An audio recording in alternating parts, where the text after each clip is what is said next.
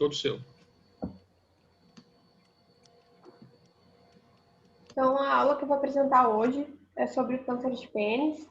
Meu nome é Fernanda, sou rio de urologia do Hospital da Lagoa. Em relação ao câncer de pênis, ele geralmente é originado do epitélio do prepúcio interno ou da glande. Ele é incomum nos países industrializados e desenvolvidos, chegando a taxas em menos de 1%. E aumentando nos países subdesenvolvidos, principalmente pelo fato dos fatores de risco bem estabelecidos estarem ligados ao subdesenvolvimento, ou seja, má higiene, fimose, também está muito bem estabelecido o fator de risco como HPV, principalmente subtipos 16 e 18, que são os mesmos do carcinoma de colo uterino, e a circuncisão no recém-nascido é um fator de proteção, mas na vida adulta ele não tem efeito protetor sobre esses pacientes. Então, existem vários subtipos histológicos, carcinomas penianos. A maior frequência deles é o de carcinoma de células escamosas, chegando até 95% de alguns casos. A gente vai também ter outros subtipos, papilífero, basaloide, verrucoso, e o sarcomatoide, que é o que tem pior prognóstico, e tem vários outros subtipos desse tipo de carcinoma, inclusive os mistos. Mas o mais comum continua sendo o carcinoma escamoso. As lesões precursoras, então, são consideradas fatores de risco, ou elas podem estar esporadicamente associadas, ou elas podem ser lesões pré-malignas. Dentre as esporadicamente associadas, a gente vai ter a papulose bauenoide do pênis, que ela está relacionada ao HPV. Seria essa lesão mais ou menos em relevo, hipercrômica. O líquen esclerotrófico também, que seria a balampostite xerófita também, mesma coisa. Também está esporadicamente associado, podendo desenvolver, ser precursora de um câncer de pênis. E as lesões pré-malignas, que seriam as lesões já precursoras que vão tem grande potencial de se tornar maligna. O condiloma gigante, tá? São os pacientes com condiloma que envolve parte da genitália, às vezes esse condiloma mais no períneo. A doença de Bowen, que é essa lesão mais escamativa. Na dermatoscopia ela tem um pouquinho de hipercromia, mas ela não chega a ser melanocítica. E aqui essa aqui é uma forma, pelo que eu estava lendo, um pouco mais atípica, que ela é um pouquinho mais pigmentada. E a doença de Paget, que também está associada, que é a doença semelhante a das mulheres, que tem também no mamilo, principalmente, e as lesões intraepiteliais penianas, que correspondem aos NICs, as lesões intraepiteliais das mulheres também. As lesões menos comuns que a gente pode ter no pênis seriam as lesões melanocíticas, os tumores mesenquimais, os linfomas e as metástases. Essa foto aqui é um melanoma no pênis, tá? E dentre as metástases, é muito raro de acontecer, mas dentre as raridades, as mais comuns seriam de câncer de próstata ou coloretal. Inclusive, a gente teve um paciente que teve metástase de câncer de próstata no pênis, mas eu não consegui achar a imagem. A classificação, então, o estadiamento, também a gente faz pelo TNM, como a maioria dos tumores. A gente pode ter um carcinoma in situ, um TA, que seria um carcinoma verrucoso não invasivo, ou seja, não chega até a lâmina própria. O T1 é um tumor que vai invadir a lâmina própria e ele vai se diferenciar em T1A e T1B pela invasão linfovascular. O T1B vai ter invasão linfovascular. O T2 já é um tumor que invade o corpo esponjoso, como na imagem aqui. Ele pode ou não ter invasão da uretra, ele vai ser T2 igual. E um tumor que invade o corpo cavernoso, com ou sem invasão da uretra, ele já é um T3. Já o tumor que invade órgãos adjacentes ou estruturas adjacentes é um T4. Invade aqui, por exemplo, nessa imagem o pubis e aqui nessa outra imagem o escroto. Os carcinomas in situ são as neoplasias intraepiteliais. Em relação aos linfonodos, estadiamento clínico. A gente vai ter, se a gente tiver um linfonodo inguinal de um lado, móvel, palpável, a gente vai classificar como N1. O linfonodo inguinal bilateral, múltiplos, móveis e palpáveis em N2. E se a gente tiver um nódulo fixo, que seja palpável, ou a gente tem a comprovação de uma linfadenopatia pélvica, por algum exame de imagem, é um N3, e metástase de distância seria um M1. Tá? Da classificação patológica, então, o T vai se manter semelhante, porque vai dizer mais ou menos o grau de invasão, e o que vai mudar na patologia vai ser o N e o M.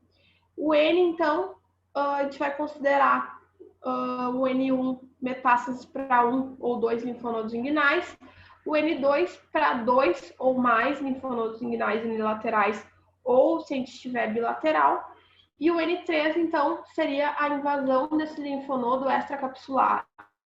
Então, seria uma invasão extranodal. Ou então, quando já tem extensão metastática para outros linfonodos. Seria uma massa linfonodal. E a metástase de distância, M1 seria a metástase de distância confirmada microscopicamente. A graduação histopatológica é importante para a gente, quando vem o laudo do histopatológico, principalmente para a gente definir segmento e conduta. Então, a gente pode classificar como G1, G2, G3, G4, sendo o G1 bem diferenciado e o G4 o indiferenciado. Os fatores prognósticos, então, que vamos definir principalmente conduta, seriam o subtipo patológico, se tem invasão perineural ou não, se tem invasão linfovascular, ou se tem também a profundidade da invasão, né? E o grau do tumor, que seriam aqueles graus G1, G2, G3. O diagnóstico, geralmente, é um diagnóstico clínico e a gente faz uma biópsia do pênis para ter o diagnóstico patológico, para aí sim definir conduta. Ele pode ser curado quando diagnosticado precocemente em 80% dos casos, mas é uma doença que ela aumenta o risco de vida dos pacientes quando ocorre metástase linfática. E como é que a gente vai fazer o diagnóstico dos linfonodos? A gente vai fazer a palpação inguinal. Os nódulos inguinais que não são palpáveis, eles têm uma probabilidade de doença micrometastática de até 25%.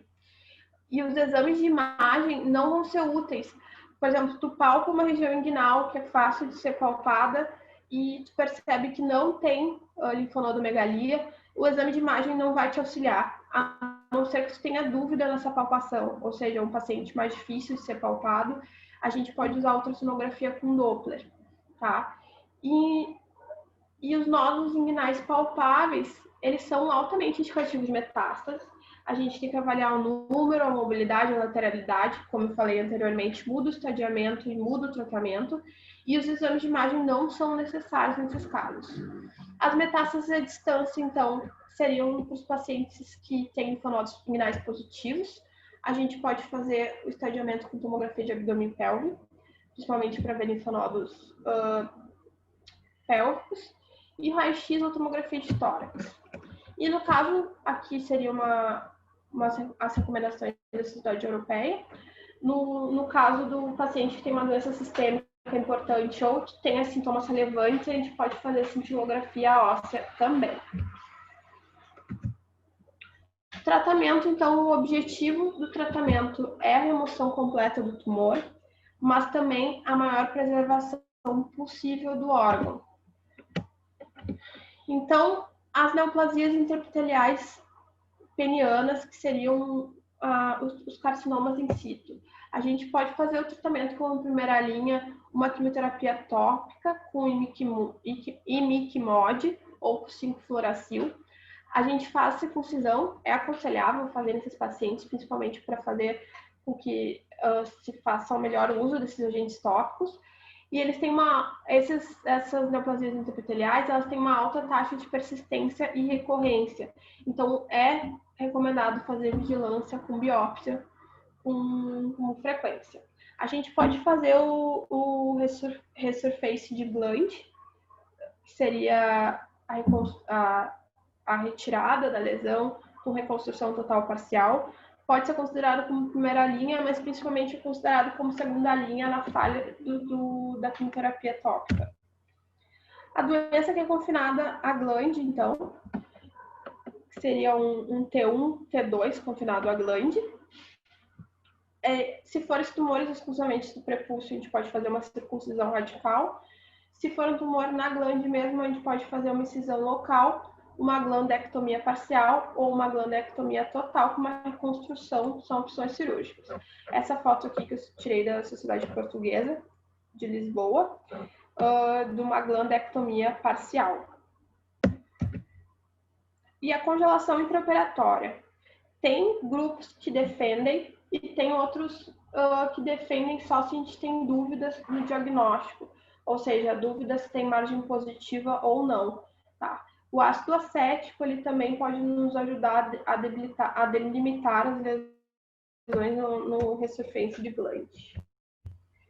E as margens? Não existe um protocolo, não existe nenhuma evidência clara de o que é considerado margem, margem negativa, a largura da margem negativa, mas a recomendação geral da Sociedade Europeia é que seja considerado pelo menos uma margem de 3 a 5 milímetros.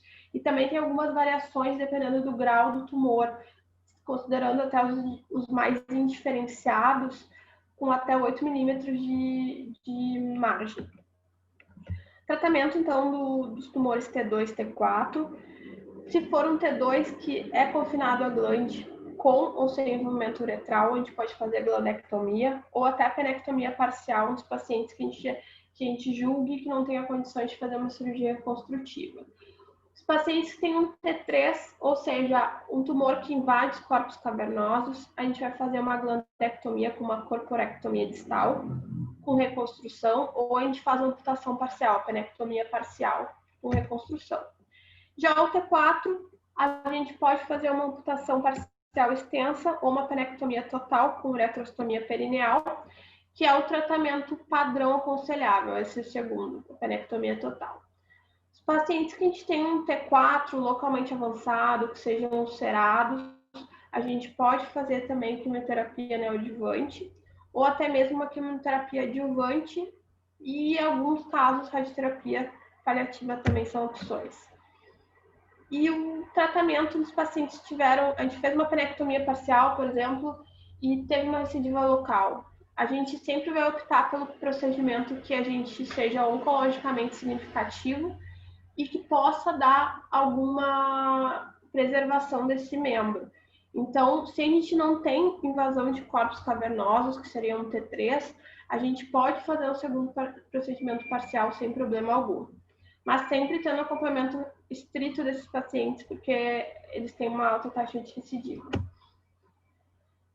Então, aqui seriam os tratamentos, como eu falei anteriormente, as recomendações da Sociedade Europeia. Eles consideram também nos tumores TA, carcinoma in situ T1A, com grau 1 ou 2, seriam mais bem diferenciados. Eles consideram também fazer radioterapia em lesões menos de 4 centímetros.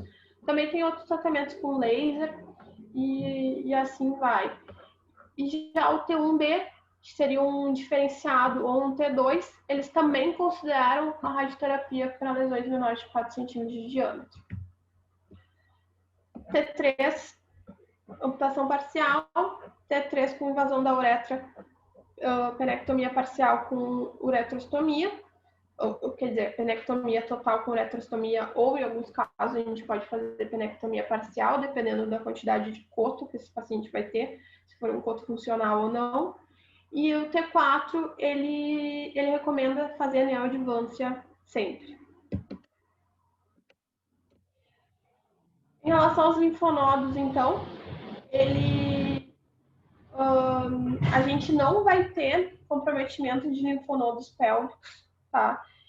Sem comprometimento de linfonodos inguinais. Então, o nosso objetivo no diagnóstico do câncer de pênis é tentar ver se tem linfonodo inguinal. Aí sim prosseguir a investigação. Se a gente não tem linfonodo inguinal positivo, provavelmente não vai ter metástase ou linfonodo pélvico.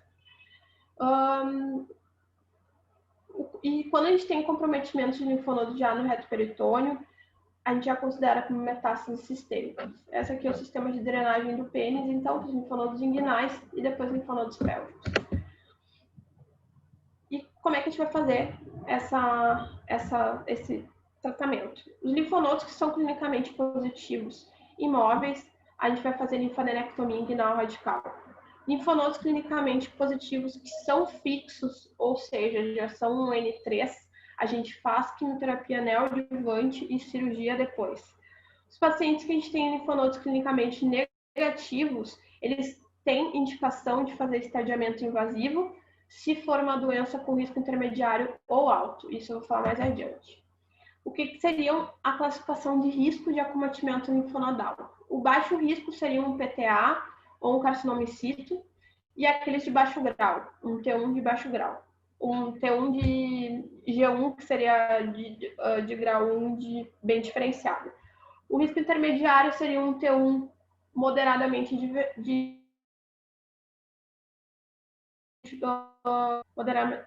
diferenciado, e o alto risco seria indiferenciado ou mal diferenciado. E, claro, alto risco todos os outros que não são T1. E para os baixo risco, o que a gente pode fazer? Paciente com linfonodo negativo com baixo risco, a gente pode fazer vigilância. Ou seja, esses pacientes têm que estar muito bem orientados, que eles não podem perder o acompanhamento, porque a chance de recidiva nesses linfonodos é muito alta. Ou a gente pode fazer estadiamento invasivo, que é indicado principalmente nos pacientes com risco intermediário alto e nos T2 e T4. O que é o estadiamento invasivo? São duas maneiras que a gente pode ser feito. Pelo linfonodo sentinela e pela linfadenectomia modificada. A linfadenectomia modificada, ela vai fazer a linfadenectomia dos linfonodos superficiais mediais e da zona central, bilateralmente. Ele só não vai retirar os linfonodos da veia safena magna. E em relação àquilo que muito se fala de linfonodos megalias reacional. Como o câncer de pênis é um tumor que está relacionado a má higiene e a vários outros fatores como fimose, ele geralmente está associado à infecção local, juntamente. E às vezes a gente acha que pode ter uma linfonodomegalia reacional associada. Tem algumas pessoas que indicam fazer o tratamento com antibiótico, esperar algumas semanas e ver como é que fica, mas a Sociedade Europeia defende de fazer o tratamento curativo o mais rápido possível, independente do tratamento com antibiótico ou não. Ele acha que essa noção ele descreve como infundada e perigosa. Se a gente tem um linfonodo clinicamente positivo com uma congelação positiva, um linfonodo sentinela, alguma coisa assim, a gente faz linfadenectomia inguinal radical também. A linfadenectomia inguinal radical, ela é segura, mas ela tem uma alta morbidade, chegando a 50%, principalmente no linfedema crônico de escroto e membro inferior. E isso tem que ser considerado, mas a Sociedade Europeia defende muito que isso não pode deixar a gente em dúvida em fazer ou não linfadenectomia. Se tem indicação, faz linfadenectomia. E a linfadenectomia pélvica, então? Quando é que a gente vai fazer? A gente vai fazer quando a gente tem 2 ou mais linfonodos inguinais em um lado, ou então algum linfonodo de qualquer lado com extensão extracapsular. A gente faz linfadenectomia pélvica do lado que a gente achou esse linfonodo extracapsular ou essas 2 ou mais metástases linfonodais. E o tratamento adjuvante, a gente vai considerar nos pacientes que tiveram um N2, ou seja, linfonodos bilaterais, ou um N3 é aquela massa linfonodal que tem invasão extracapsular. E o segmento do tumor primário. Em relação ao tumor, depois a gente tem o segmento em relação ao linfonodo. Se a gente fez preservação peniana ou amputação, independente, os primeiros 2 anos o segmento vai ser trimestral, com consulta e biópsia nos pacientes que a gente fez tratamento com laser ou tópico para neoplasia intraepitelial. No caso de amputação, só consulta. No intervalo de 3 a 5 anos, que é o intervalo de segmento que a Sociedade Europeia recomenda, se a gente fez preservação peniana, semestral, e se a gente fez amputação anualmente. E em relação aos linfonodos, é semelhante ao tumor primário, mas quando a gente está pensando em vigilância, nos pacientes que a gente não fez linfadenectomia. Nos primeiros 2 anos, acompanhamento trimestral, assim como o N0 no tratamento inicial ou N positivo, tá? Vai ser sempre trimestral nos primeiros 2 anos. E a vigilância dos 3 a 5 anos vai ser acompanhamento semestral, um N0 anualmente e um N positivo semestralmente, com consultas. Se for um N positivo, a gente também pode fazer exame de imagem junto, pesquisando metástase à distância. Aqui, então, terminando a aula, só para ilustrar algumas imagens dos nossos arquivos mesmo. Esse paciente foi submetido à penectomia parcial, ele tinha um tumor, principalmente na glande, tá? Ficou um coto de mais ou menos 4 centímetros, um coto que ficou funcional, porque foi retirado a sonda e ele conseguiu urinar normalmente. Porém, ele vem com margem positiva e a gente acabou totalizando essa penectomia. Aqui o paciente no pós-operatório, já com 1 mês, fez a linfadenectomia radical. O paciente ficou bem, o linfedema não desenvolveu linfedema, muito discreto, e aqui no pós-operatório imediato da uretrostomia perineal. E esse outro paciente foi um paciente que a gente fez uma penectomia parcial, que ficou com um coto um pouco maior e um coto funcional também. E é isso.